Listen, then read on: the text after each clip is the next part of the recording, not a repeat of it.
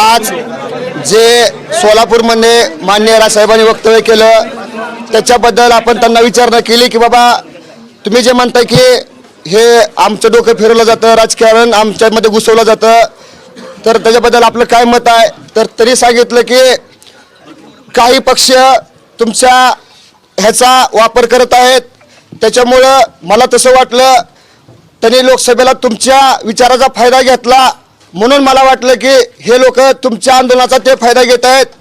पण आम्ही त्यांना सांगितलं की माननीय जरंगे पाटलाची 29 ऑगस्टला भूमिका स्पष्ट होणार आहे.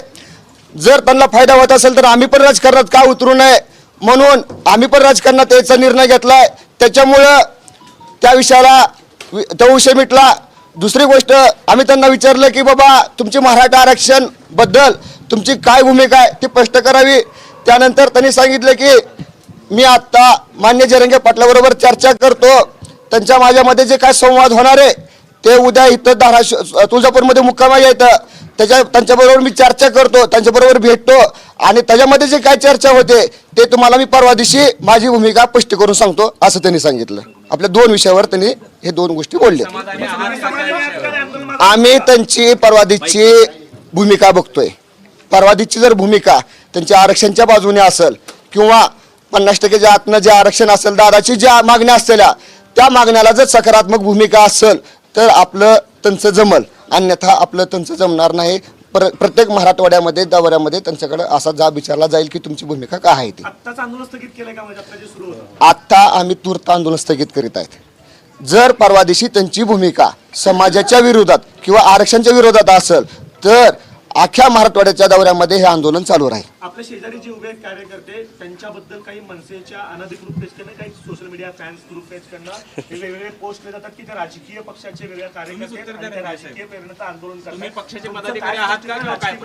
मी कुठल्याही पक्षाचा पदाधिकारी नाही, सर्वांना माहिती आहे. मी 12-13 वर्ष झालं समाजाचं काम करतो.